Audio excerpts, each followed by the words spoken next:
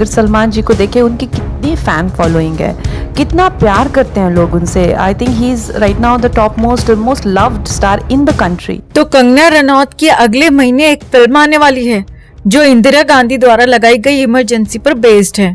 इसी फिल्म के प्रमोशन के लिए कंगना आजकल जगह जगह मुंह मार रही है, अलग अलग जगह इंटरव्यू दे रही है।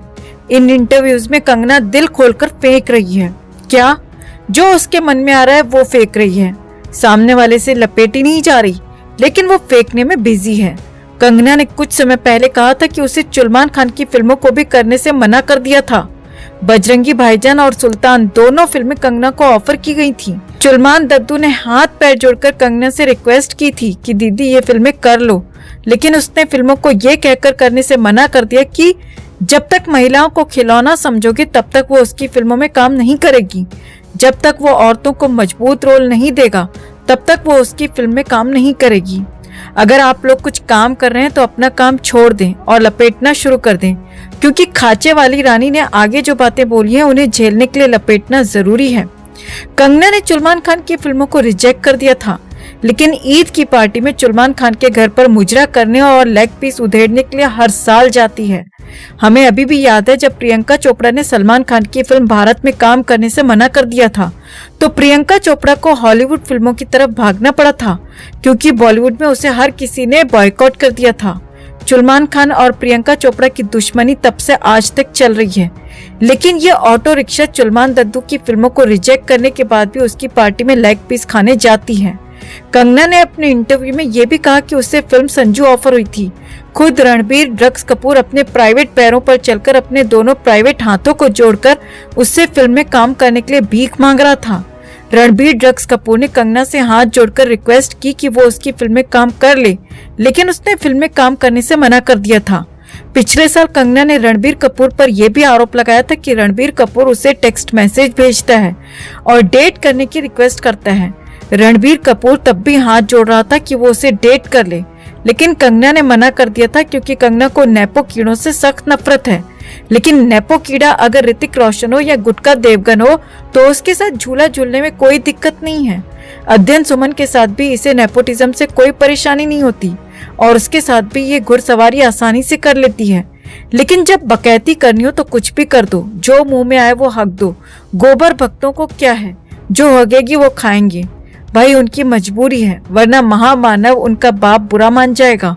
कंगना ने सलमान खान को बॉलीवुड का सबसे महान और दयालु इंसान बताया है। कंगना ने कहा कि सलमान खान से बड़ा देशभक्त कोई नहीं है।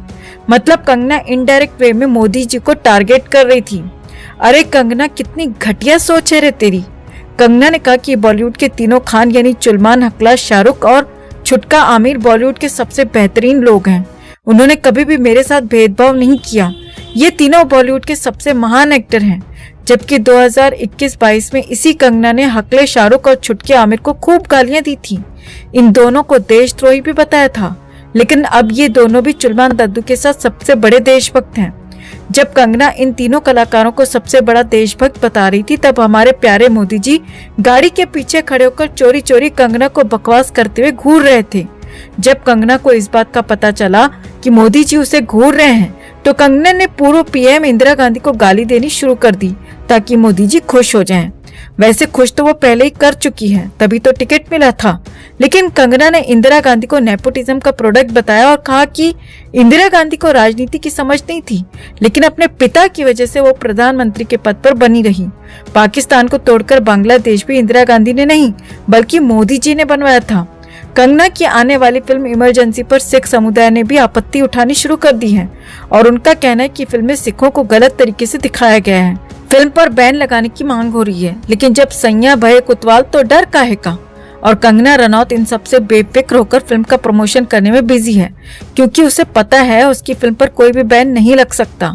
धुआंधार फेंकने में बिजी है, 100 में से 120% झूठ फेंकने में लगी हुई है कि कैसे भी करके मीडिया की सुर्खियों में बनी रहे।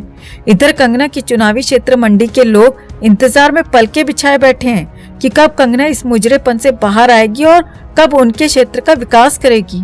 लेकिन कंगना को उन लोगों के विकास से घंटा कुछ नहीं लेना देना। उसे बकैती करनी है और बकैती करके फिल्में झटकनी है। सलमान को खुश करना है ताकि उसके फार्म हाउस में जाकर ट्रैक्टर छोड़ो झूठ बोलकर एजेंडा चलाना है, सिर्फ बकवास करनी है। एक तरफ कहती है कि बॉलीवुड ने इसे बायकॉट कर रखा है, तो दूसरी तरफ कहती है कि सलमान खान और रणबीर कपूर जैसे लोग इसे फिल्में ऑफर कर रहे हैं। कंगना की इस बकैती पर आप क्या सोचते हैं? कमेंट में से लेकर आप भी अपनी बात, अपनी राय जरूर रखिए और वीडियो को ज्यादा से ज्यादा लाइक और शेयर कर अपना प्यार और सपोर्ट भी जरूर दिखाएं। बच्चन परिवार काफी दिनों से चर्चाओं में बना हुआ है। जहां एक तरफ जया बच्चन सदन में सभापति जगदीप धनखड़ संग बदतमीजी कर काफी दिनों से सोशल मीडिया पर ट्रोल हो रही हैं, वहीं दूसरी तरफ इस तरह के दावे किए जा रहे हैं कि काफी दिनों से अभिषेक और ऐश्वर्या के बीच अनबन चल रही है और दोनों ही जल्दी तलाक लेने वाले हैं। कुछ दिनों पहले अभिषेक बच्चन का एक फेक वीडियो भी वायरल हुआ था, जिसमें वो ये कहते दिख रहे थे कि वो और ऐश्वर्या तलाक लेने वाले हैं। हालांकि बाद में तलाक की खबरों पर रिएक्ट करते हुए अभिषेक बच्चन ने इसे अफवाह बताया था। अभिषेक बच्चन ने भले ही तलाक की खबरों पर चुप्पी तोड़ दी हो, लेकिन ऐश्वर्या ने अभी तक इस मामले में चुप्पी नहीं तोड़ी है। ऐसे में अभी भी कुछ लोग तलाक की खबरों को लेकर तरह तरह के दावे कर रहे हैं। वहीं इस बीच अमिताभ बच्चन ने शादीशुदा कपल्स को एक बड़ी एडवाइस दे दी है, जिसे लोग ऐश्वर्या और अभिषेक से ही जोड़कर देखने लगे हैं। बता दें कि अमिताभ बच्चन इन दिनों अपने शो कौन बनेगा करोड़पति सीजन 16 की मेजबानी कर रहे हैं। अमिताभ बच्चन अपने शो में आए कंटेस्टेंट से गेम से जुड़े सवाल तो करते ही हैं, वहीं अमिताभ कंटेस्टेंट्स के साथ बातचीत और हंसी मजाक भी करते रहते हैं। हाल ही में शो के एक एपिसोड में अमिताभ ने एक कंटेस्टेंट की शादी को लेकर बातचीत की। शादी के बाद रोमांस कैसे जिंदा रखा जाए, इस पर उन्होंने सलाह दे दी। बता दें कि अमिताभ ने शो में आई दीपाली सोनी नाम की एक कंटेस्टेंट से उनकी लव स्टोरी के बारे में पूछा, जिसका जवाब देते हुए कंटेस्टेंट ने कहा कि उनकी अरेंज्ड मैरिज थी, लेकिन जल्दी वो अपने पति से प्यार करने लगी। अब दोनों 25 साल से साथ हैं। वहीं दीपाली के पति ने कहा कि वो जहां भी जाते हैं अपनी पत्नी के साथ रील बनाते हैं। इस बात को सुनकर अमिताभ बच्चन ने मैरिड कपल्स को सलाह देते हुए कहा, बहुत अच्छा आइडिया दे दिया आपने मैरिड कपल्स को। जितने भी पति पत्नी हमें सुन रहे हैं, आप जहां जाएं एक दूसरे के साथ वीडियो बनाएं। इस तरह की प्रैक्टिस करने से रोमांस बरकरार रहता है। अमिताभ बच्चन का ये बयान ऐसे समय पर आया जब अभिषेक बच्चन और ऐश्वर्या राय के तलाक की खबरें वायरल हो रही हैं। अब जिस तरह से अमिताभ बच्चन ने शादीशुदा कपल्स को सलाह दी है, उसे लोग अभिषेक और ऐश्वर्या से जोड़कर देख रहे हैं। बता दें कि बीते कई दिनों से ऐश और अभिषेक के तलाक की खबरों ने जोर पकड़ा हुआ है। कुछ दिनों पहले ही अभिषेक बच्चन ने एक ग्रे डिवोर्स वाली पोस्ट को लाइक भी किया था, जिसके बाद सोशल मीडिया पर यह खबर आग की तरह फैल गई कि बॉलीवुड का ये कपल ग्रे डिवोर्स लेने वाला है। इस खबर के सामने आने के बाद ही बॉलीवुड के गलियारों में बवाल मच गया। बता दें कि इनके तलाक की खबरों को हवा तब लगी जब पूरे बच्चन परिवार ने अनंत अंबानी और राधिका पंचन की शादी में एक साथ शिरकत नहीं की। ऐश्वर्या राय यहाँ पर अलग से पहुंची थी अपनी बेटी आराध्या के साथ। ऐश्वर्या का बच्चन परिवार के साथ ना दिखाई देना लोगों के मन में कई तरह के सवाल खड़ा कर रहा है। ऐश्वर्या ने पूरी शादी में बच्चन परिवार के साथ एक फोटो तक नहीं खिंचवाई थी।